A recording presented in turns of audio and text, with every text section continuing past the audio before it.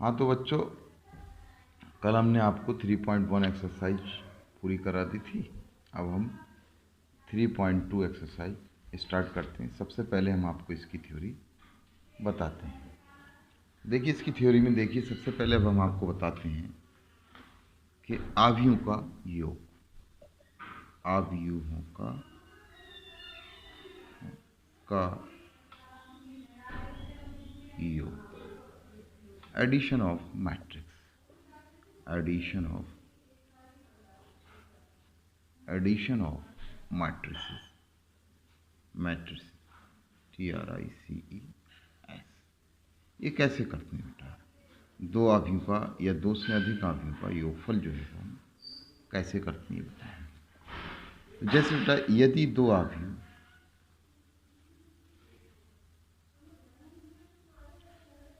ए, कोई एक आव्यूह ये है AIJ, तथा एक B दूसरा आव्यूह है B बराबर VIJ,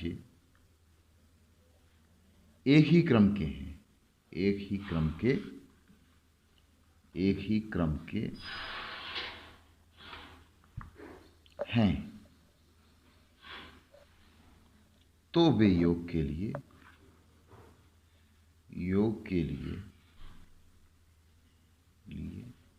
सुसंगत होते हैं।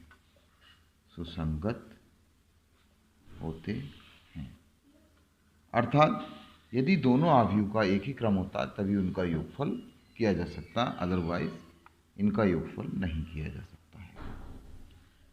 तथा इनके योग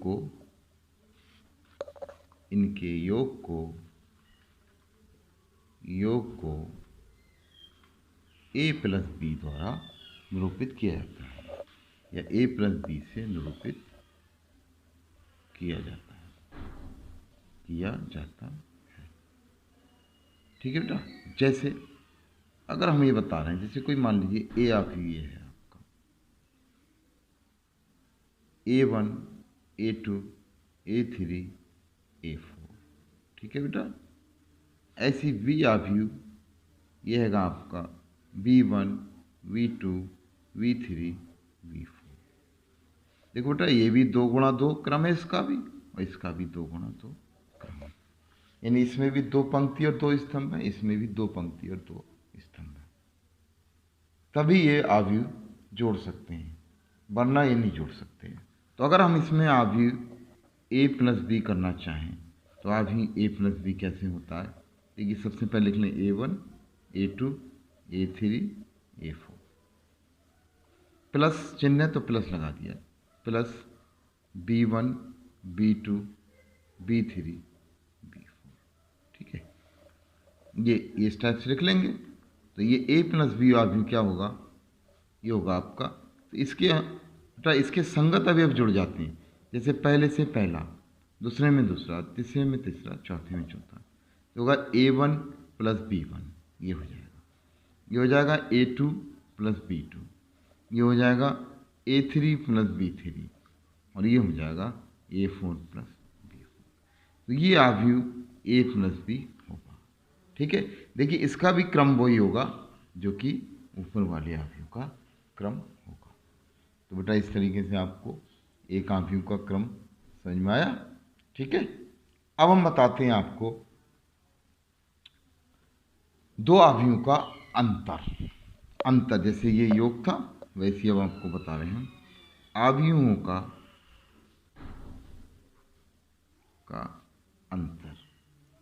अंतर, यानी कि सब्ट्रैक्शन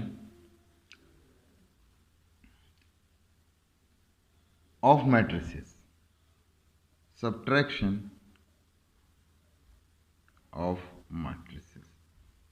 मैट्रिसेस। तो बेटा जैसे योग था वैसे ही हम बताते हैं, बिल्कुल सेम वैसे ही क्या होगा, अंतर होगा। अंतर में क्या होता है बेटा? जैसे यदि वही है दो आव्यूह, जैसे मान लो एक आव्यूह A ये है आपका AIJ, तथा B आव्यूह ये है आपका VIJ, एक ही क्रम के हैं, जैसे ऊपर योग में था वैसे एक ही क्रम के हैं, तो वे अंतर के लिए सुसंगत होते हैं, सुसंगत होते हैं। अर्थात उनका अंतर तभी ज्ञात किया जा सकता है जब दोनों एक ही क्रम के होते हैं तथा इनके अंतर को a माइनस बी या b माइनस ए से निरूपित किया जाता है, निरूपित किया जाता है। क्लियर? तो ठीक है। जैसे अब हमें यही लेते हैं, ऊपर वाली एग्जाम्पल की तरह लेते हैं। जैसे अवयव ए है आपका, A1, A2, A3, A4, 2 गुणा 2 का अवयव है। ऐसी मान लीजिए अवयव V है आपका V1, V2, V3, V4, ये भी 2:2 का अवयव, दोनों एक ही क्रम के अवयव। अब अगर आपको a माइनस बी निकालना है, ठीक है, तो कैसे निकालेंगे आप? जैसे अब आपको हम a माइनस बी निकालना है, तो a माइनस बी कैसे निकालेंगे?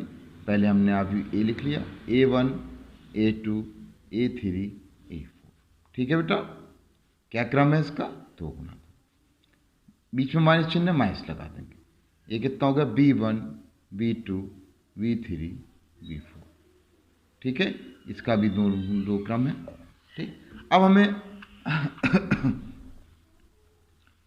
एक ऐसा अवयव प्राप्त होगा a माइनस बी जिसका क्रम जो सेम होगा, लेकिन करेंगे कैसे बेटा?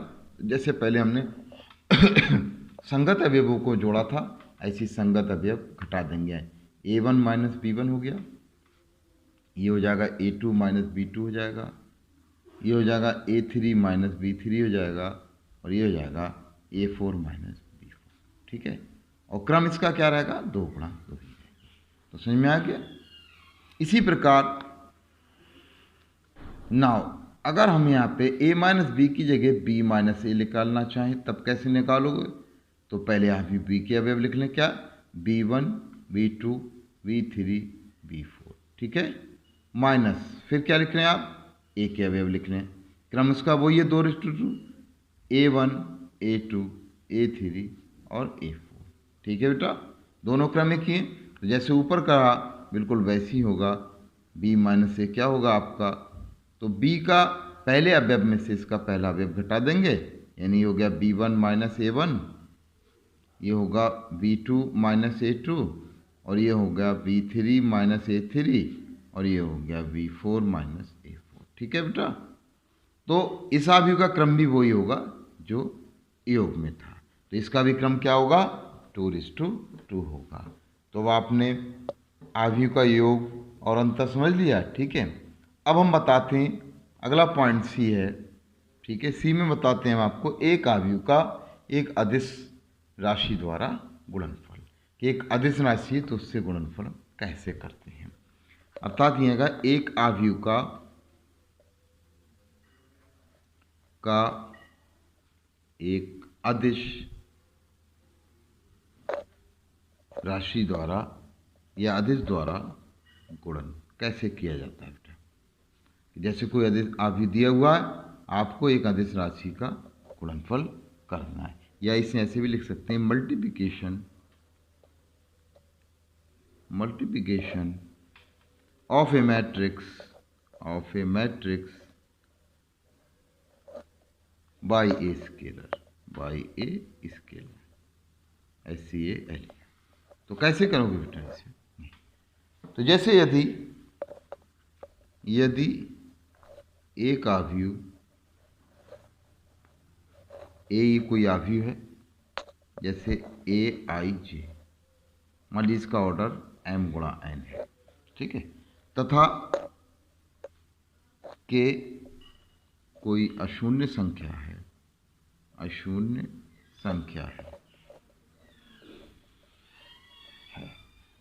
तो अवयव ए के प्रत्येक अवयव को के से गुणा कर, के से गुणा कर प्राप्त आव्यूह, जो हमें अभी प्राप्त होता है, आव्यूह को, प्राप्त आव्यूह को आव्यूह ए का के से गुणा के से, या के गुना, सॉरी, आव्यूह का के गुना आव्यूह कहते हैं। इसे किससे रिप्रेजेंट करते हैं? के ए द्वारा प्रदर्शित किया जाता है। ठीक है बेटा। जैसे अब हम एक एग्जाम्पल लेके बताते हैं आपको। जैसे मान लीजिए कोई आव्यूह ए है, जैसे A1, A2, A3, A4, ठीक है। और बेटा अगर हमें के ए प्राप्त करना है, ये ठीक है, जहाँ के क्या है? एक अदिश राशि है, तो हम के ए प्राप्त कैसे करेंगे? नाउ तो के ए आव्यूह कैसे होगी बेटा? के से और इस आव्यूह की गुणा हो जाएगी, A1, A2, A3 और A4। तो इस के से हम इसके प्रत्येक आव्यूह में अगर हम इस टाइप से गुणा करते हैं, के A1, के A2, के A3, के A4, तो ये जो आव्यूह हमारा प्राप्त होगा, आव्यूह ए का के गुना आव्यूह प्राप्त होगा, जबकि ऑर्डर जो है इसका भी 2:2, 2:2 और 2:2। तो इस तरीके से आपने एक आव्यूह का अदिश राशि से गुणन समझा कैसे करते हैं? ठीक है। अब हम आपको बताते हैं ऋणात्मक आव्यूह। ठीक, ऋणात्मक आव्यूह क्या होता है? ऋणात्मक आव्यूह ये क्या होता है? Negative of A matrix, negative of A matrix, एक मैट्रिक्स का ऋणात्मक आव्यूह क्या होता है? ये देखिए, ये हैगा जैसे किसी दिए गए आव्यूह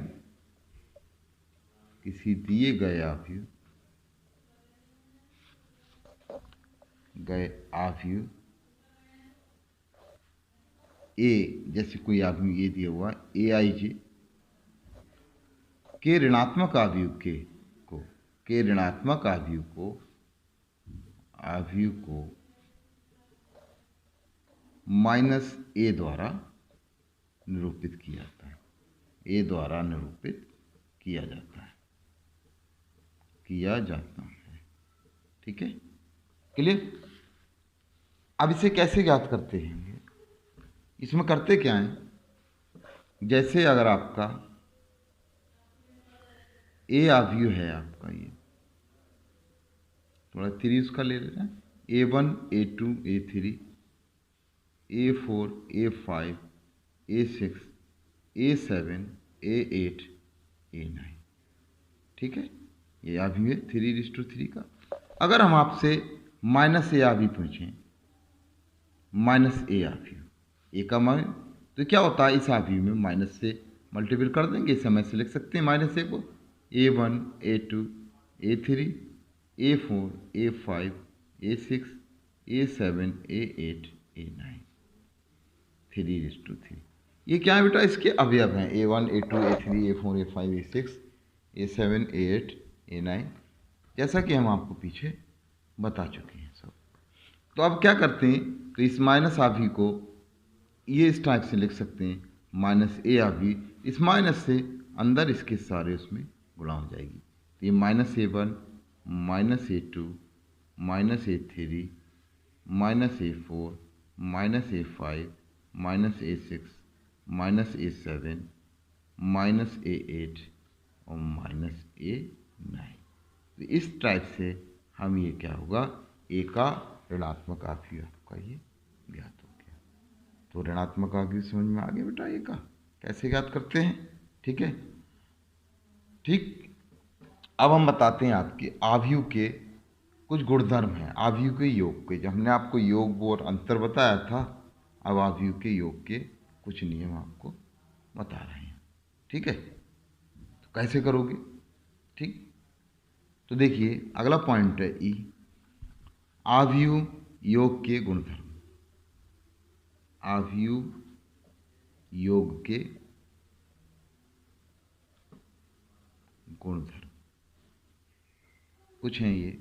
properties of matrix addition, properties of matrix addition, matrix addition, addition के कुछ गुण हैं इसमें, प्रॉपर्टी के ये योग के। ये कैसे बेटा, कुछ गुण हैं जिन्हें आपको याद रखना हैगा। तो इसमें पहला गुण है क्रम विनिमय का नियम का पालन करते हैं। पहला गुण है इसमें क्रम विनिमय नियम, क्रम विनिमय नियम। क्रम विनिमय नियम का पालन इसे बोलते हैं कम्यूटेटिव लॉ, कम्यूटेटिव लॉ। ठीक है, कम्यूटेटिव लॉ क्या है इसका, कि आव्यूह जो हैं, दो आव्यूह वो कम्यूटेटिव लॉ का ही के रूल को फॉलो करती हैं। तो जैसे यदि ए और बी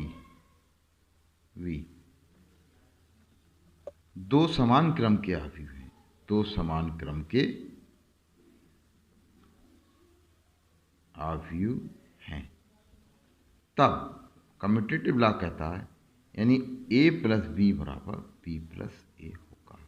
यानी अगर आव्यूह ए को बी में जोड़े तो उसकी वैल्यू वही आएगी जो आव्यूह बी को ए में जोड़ने पर प्राप्त होती है। ठीक है, जैसे ये कम्यूटेटिव, जैसे हम एक एग्जांपल देकर आपको अभी क्लियर भी करते हैं इसे। ठीक है, जैसे ये हैगा आपका कि जैसे अगर हम ए आव्यूह ये मान लें आपका 2 3 4 5, ठीक है, ये 2 गुणा 2 का आव्यूह, और एक आव्यूह बी मान लें आपका, ठीक, 1 4 3 और 2, ये भी 2:2 का आव्यूह। तो अब हम आपको दिखाएंगे कि यहाँ पे कम्यूटेटिव लॉ कैसे फॉलो होगा, यानी ए प्लस बी बराबर बी प्लस ए कैसे होगा, अब आपको हम दिखाते हैं। ठीक है, तो देखिए, तो नाउ अब हम सबसे पहले ए प्लस बी निकालते हैं।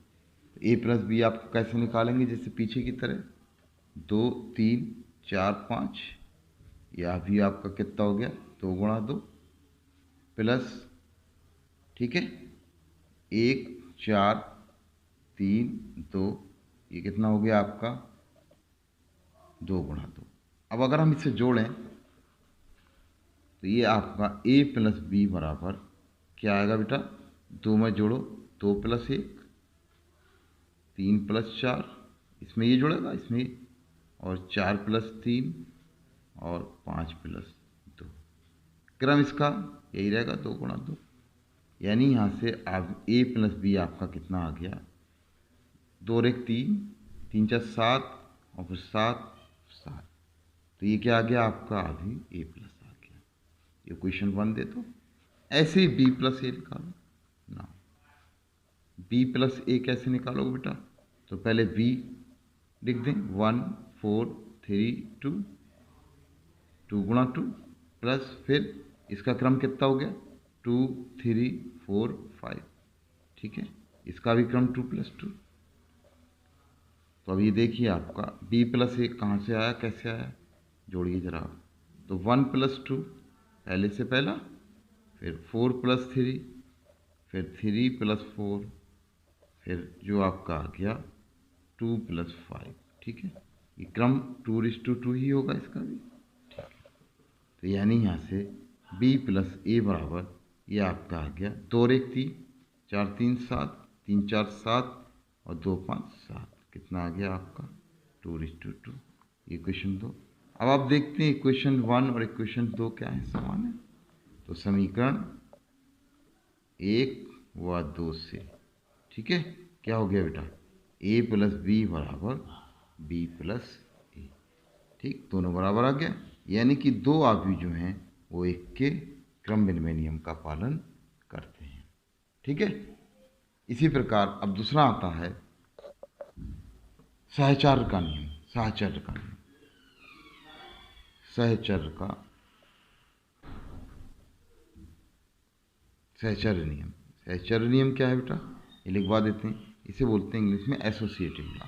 ASSOCIATIV से एसोसिएटिव लॉ। तो अब एसोसिएटिव लॉ क्या है, इसी में जैसे इसमें दो आव्यूह का था, यहाँ पे तीन आव्यूह होंगे। यदि A, B तथा C समान क्रम के, जिनका क्रम क्या है, समान क्रम के तीन आव्यूह हैं, तब ये नियम कहता है A प्लस बी छोटी ब्रैकेट में प्लस C ये बराबर होता है बेटा A प्लस छोटी ब्रैकेट में B प्लस C। तो ये कहलाता है योग का सहचर्य का नियम। तो ये भी क्या आएगा, मैट्रिक्स आव्यूह इस नियम को भी फॉलो करती है। जैसे ऊपर की तरह था वैसे ही इसका भी योग का नियम आप प्रूव कर सकते हैं। कैसे होगा, इसके बाद का बाकी हम आपको कल कराएंगे। ठीक है बेटा, यहाँ तक समझ में आया।